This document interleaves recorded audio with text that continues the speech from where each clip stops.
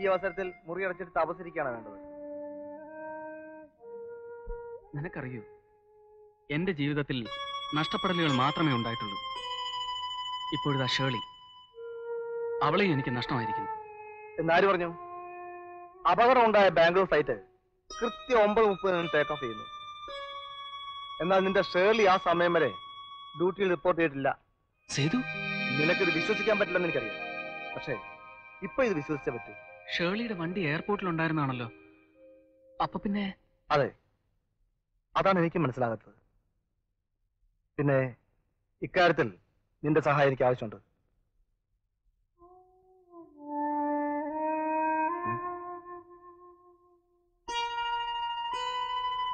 ബോധം വീഴുമ്പോ പറയണം മമ്മിക്ക് മകൾ നഷ്ടപ്പെട്ടിട്ടില്ലെന്ന്.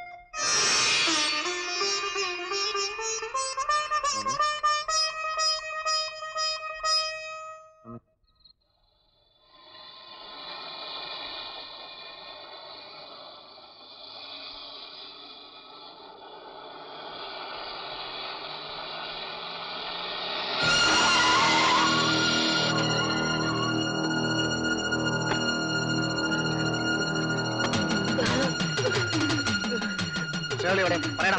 എനിക്കറിയില്ല. നിനക്കറിയാം, നീ പറയും.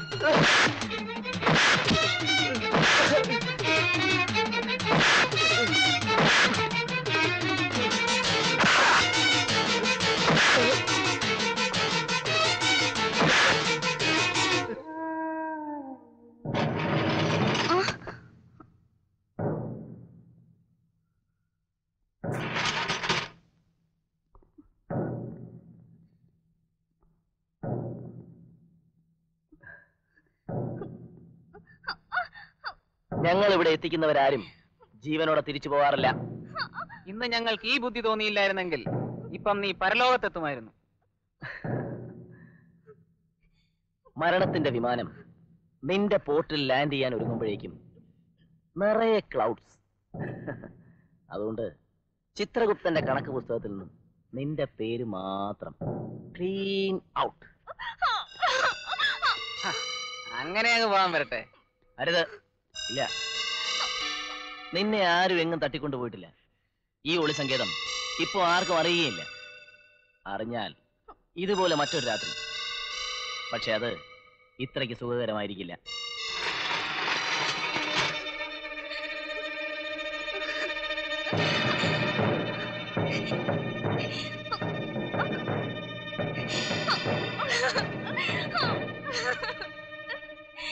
അലക്സേ, നീ ഇവിടെ നിൽക്കണ്ട.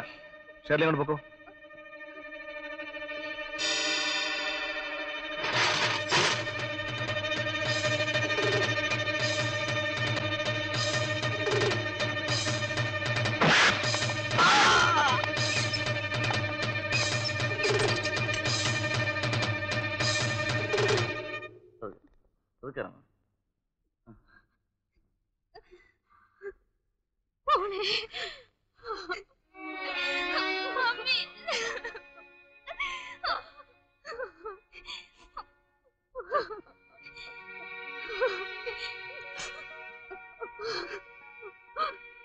എന്റെ മോനെ അപരക്ഷിച്ചു.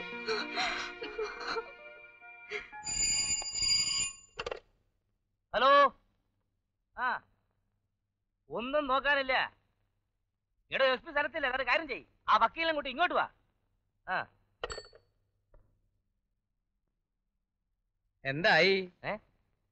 എന്താകാൻ? അവൻ പഠിച്ചു ലോക്കപ്പില്ല പഠിത്തം. ഈ അടുത്ത കാലത്തെങ്ങാനും പുറത്തിറങ്ങി നമുക്ക് കാണാൻ പറ്റുമോ? എന്തായി സാർ? താനൊക്കെ അവനെ ചീത്തയാക്കിയത്. അങ്ങനെ വരാൻ സാധ്യതയില്ലല്ലോ. പീറ്റർ ആരോടും ഒരു കുഴപ്പത്തിനും പോകുന്നവനല്ലായിരുന്നു. അല്ലായിരുന്നു. പക്ഷെ തന്റെ കൂടെ നടന്നതിന് ശേഷം അവൻ ചീത്തയായി. ഞാൻ ഫിലോഡാൽഫിയിൽ വെച്ച് 1000 പ്രാവശ്യം പറഞ്ഞിട്ടുണ്ട്, കൾച്ചർ ഇല്ലാത്ത ആൾക്കാരെ വീട്ടിൽ ശമ്പളത്തിന് നിർത്തരുന്ന്. ഇതേ മാച്ച് തന്നെ ഫ്ലോറിഡയിൽ വെച്ച് പറഞ്ഞു, ഇതേ മാച്ച് തന്നെ ചിക്കാഗോയിൽ വെച്ച് പറഞ്ഞു. കേട്ടില്ല? നമുക്ക് ഇവനെ ഓക്സ്ഫോർഡ് യൂണിവേഴ്സിറ്റി. സാറ് ടെൻഷനിൽ നിൽക്കുകയാണ്. വയസ്സാ, ഈ വെള്ളം ഇപ്പൊ കൊടുക്കണ്ട, കൊണ്ടുപോ. എന്റെ സാറിന്റെ കാര്യം നോക്കാൻ എനിക്കറിയാം. താൻ എന്നെ പഠിപ്പിക്കണ്ട. കൊടുക്കടോ സാർ, പച്ചവെള്ളം ടെൻഷന് നല്ലതാ. അയ്യോ, കുറച്ച് വീക്ക്നെസ് മുതലാക്കുന്നവർ. Thank you.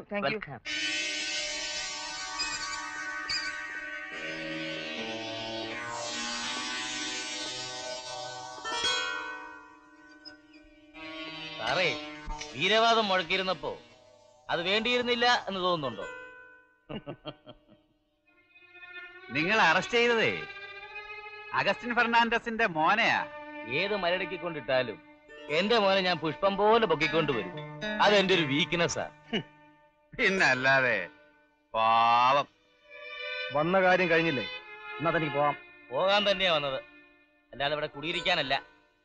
ഒന്നോർത്തോ, ഈ കാക്കി അലക്കാൻ പോലും വെള്ളം കിട്ടാത്ത ഒരിടത്ത് സാറിന് ഒരെണ്ണം ജോയിൻ ചെയ്യാം. എന്താ വക്കീൽ സാറേ? എന്നാ ഞങ്ങൾ വരട്ടെ സാറേ. നീ വന്നേ. തന്നെ തന്നെ തന്നെ. പിന്നെ കാക്കി അലക്കാൻ വെള്ളം കിട്ടാതെ വരുമ്പോഴേ തുണികളെല്ലാം അങ്ങ് എത്തിക്കാം. തന്റെ വീട്ടില് ഇറങ്ങി പോടും. പോവാം.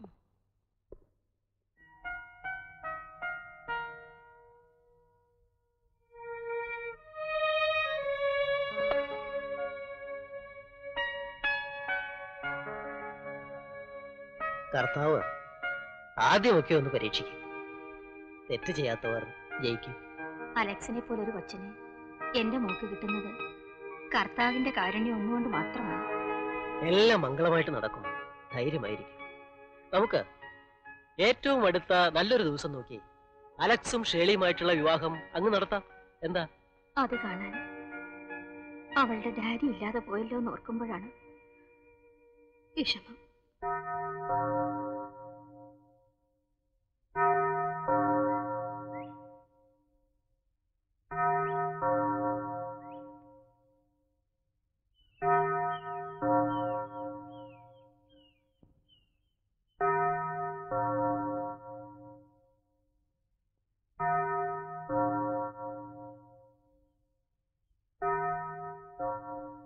ശരി, ഈശോമിശിഹായ്ക്ക് സ്തുതിയായിരിക്കട്ടെ.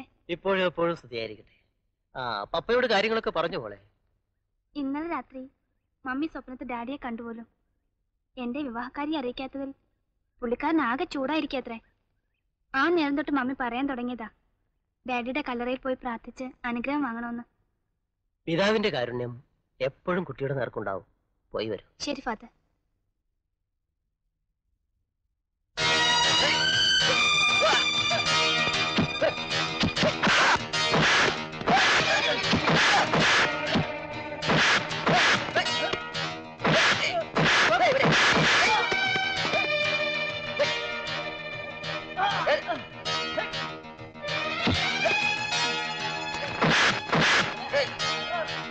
ഞങ്ങളെ ഇവിടുന്ന് പുറത്താക്കാൻ കാരണക്കാരായ ഒറ്റ ഒരുത്തനെയും വെറുതെ വിടില്ല. വിരൽ തുമ്പിലിട്ട് താക്കോല് വളയം പോലെ വട്ടം കറക്കാമായിരുന്നു. ആരെ? നിന്റെ പെങ്ങളെ.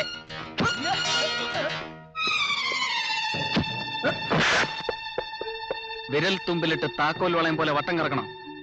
വിരല് കാണില്ല. മറ.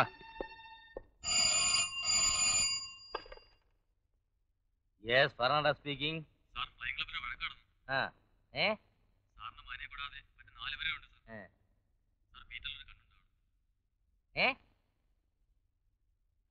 ഇത് പറയാൻ വേണ്ടിയാണോ എന്നെ വിളിച്ചത്? ആർക്കാണോ എന്റെ മോൻ പൈലറ്റ് ആകുന്നതിൽ ഇത്ര അസൂയ, ഇത്ര കടി, ചൊറിച്ചിലേ? അങ്ങനെ ആർക്കെങ്കിലും ചൊറിയുന്നുണ്ടെങ്കിലേ നഖം നീട്ടി വളർത്തി ചൊറിഞ്ഞു നിർത്താൻ മതി എന്ന് പറഞ്ഞേരെ. പിന്നെ ഞാൻ പറഞ്ഞു കേട്ടെ, പിന്നെ അധികം നീളിക്കേണ്ടാന്ന് ആ പരട്ട പൈലറ്റോടും പറഞ്ഞേരെ. സേതുവേട്ടനെ എളുപ്പം ഇവിടെ മടക്കി കിട്ടാൻ അമ്പലത്തിൽ ഞാനൊരു ചുറ്റുവിളക്ക് നേർന്നിട്ടുണ്ട്. ഈ സ്ഥലം മാറ്റം എന്നോടുള്ള പകവീട്ടിലാണെന്ന് എനിക്കറിയാം. പക്ഷെ ഇപ്പോ അനുസരിക്കലാണ് നല്ലതെന്ന് എനിക്ക് തോന്നുന്നു. പോകാതിരുന്നൂടെ? ഇല്ല ഗീതേ, അതിനായി നട്ടിൽ വളയ്ക്കാൻ വയ്യ. പിന്നെ ഇവിടം വിട്ടു പോകാൻ എനിക്കും വിഷമമുണ്ട്. പിന്നെ മൈ ഡിയർ സേതുവേട്ട, അല്ലെങ്കിൽ എന്റെ സ്നേഹം നിറഞ്ഞ സേതുവേട്ടന് എന്നൊക്കെയുള്ള നിന്റെ കത്ത് വായിക്കാൻ ഞാൻ തയ്യാറെടുത്തു കഴിഞ്ഞു. അതൊക്കെ പോട്ടെ, സേതുവേട്ടൻ ഇനി എന്നാ വരിക? ലീവ് കിട്ടുകയാണെങ്കിൽ അലക്സിന്റെ ഷേർലിയുടെ വിവാഹത്തിന്.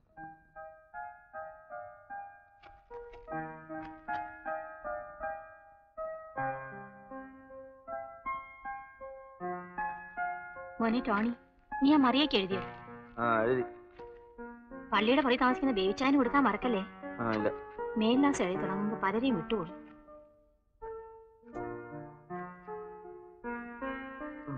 മോനെ നീ എളുപ്പം വരണേ. ഇത് കൊടുത്ത് തീർക്കണ്ടോ മമ്മി? അല്ല വേഗം വന്നാ മതിയോ?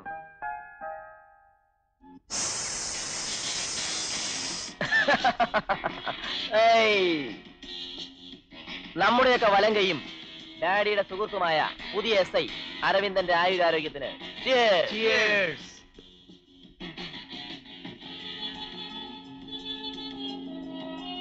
സർ,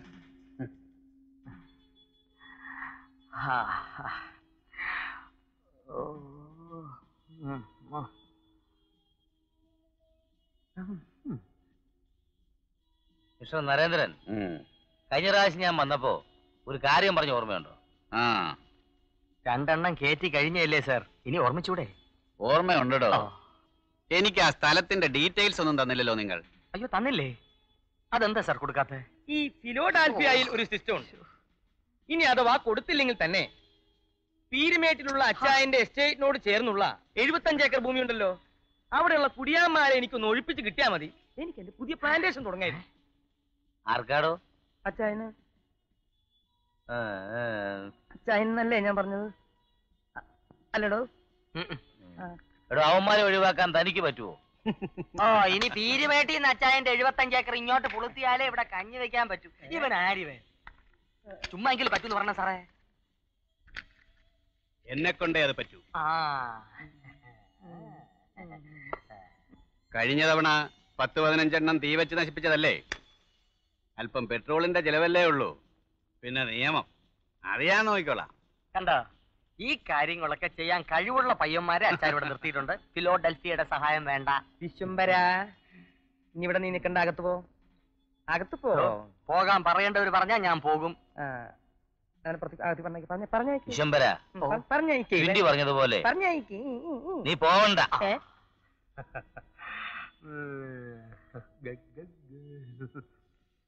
ഒരു കാര്യം ചെയ്യാം, അവർക്ക് പട്ടയം കിട്ടിയിട്ടുണ്ടോന്ന് നമുക്കൊന്ന് തിരക്കാം. അഥവാ കിട്ടിയില്ലെങ്കിൽ തന്നെ നമുക്ക് എന്തെങ്കിലും കൊടുത്ത് ഒതുക്കാവുന്നേ. എടോ, അതൊക്കെ എനിക്ക് വിട്. പട്ടയോ? അവനെയൊക്കെ ഒറ്റ രാത്രി കൊണ്ട് അവിടെ ഒഴിപ്പിക്കണം. അതെനിക്ക് വാശിയാ. വക്കീലേ, വാശി അച്ചാന്റെ ഒരു വീക്ക്നെസ്. എടാ വിശ്വ, നീ താഴെ പോയി വല്ലതും കഴിക്കാൻ എടുത്തോണ്ട് വാ. ഒന്ന് വേഗം വരണേ. എടോ, താൻ ധൈര്യമായിട്ടിരി. അഡ്വക്കേറ്റ് നരേന്ദ്രന്റെ തനിനിറം ഞാൻ ഒന്നുകൂടി വ്യക്തമാക്കി തരാം. മതി.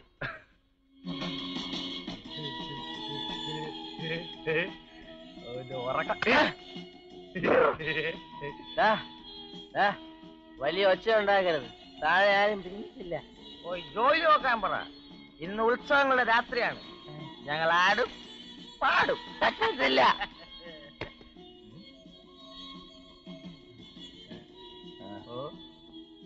നിന്റെ വീടാണല്ലോ പ്രശ്നമുള്ളൂ. എന്നെ ചുണ്ടലിയാ നിയോൺ വിളക്കുകൾ ദിലാവ് തുപ്പുന്ന NH.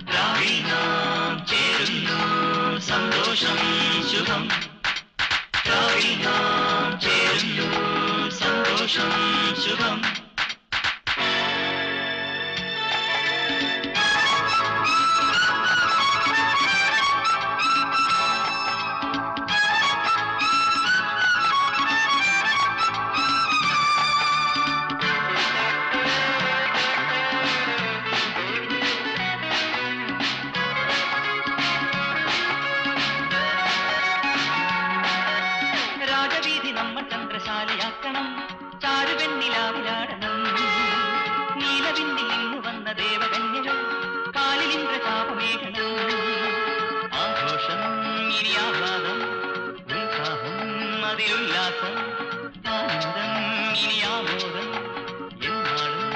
മതിലിന്തോളം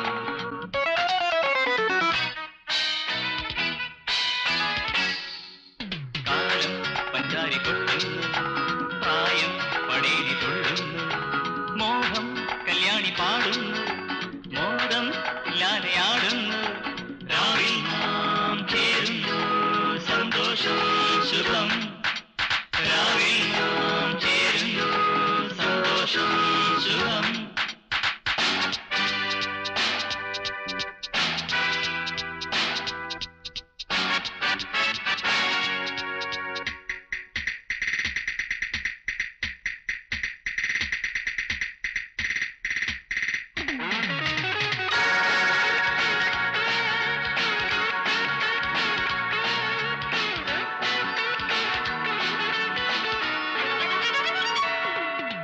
ദൂരദിക്കിൽ നിന്ന് വന്ന ദൂതമേഘമേ കോടമഞ്ഞ് തൂകി നിന്നു പാതിനിത്ര ഞങ്ങൾ കൊണ്ട പാതിരാക്കളിൽ ചാരവേല ചെയ്തതെന്തിനാ ആവേശം ഇനി ആരംഭം ചന്ദ്രോടും അതിൻ സന്ദേശം വാനോളം അത് തേരോടും പാതാളം മരവേരോടും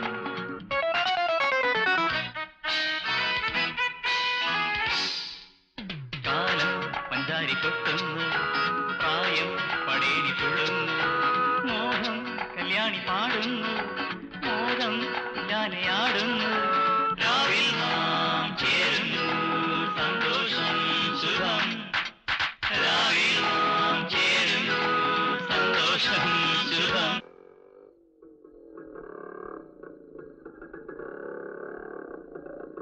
കാത്തിരിക്കരുത് വാ വാ വാ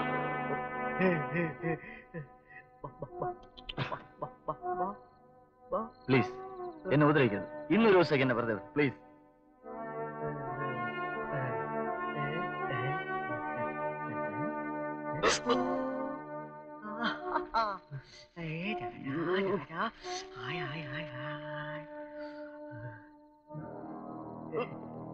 നിന്നെ സുരക്ഷിതമായ ഒരു സ്ഥലത്തേക്ക് ഞങ്ങൾ കൊണ്ടുപോകുന്നു.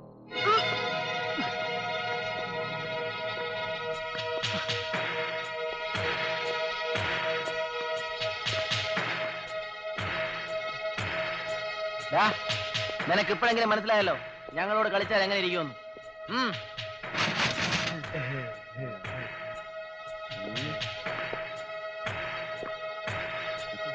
പഠിപ്പ് നിർത്തിച്ചെന്നേന് അടിയങ്ങൾ എന്ത് കാണിക്കാണോ തരേണ്ടത്?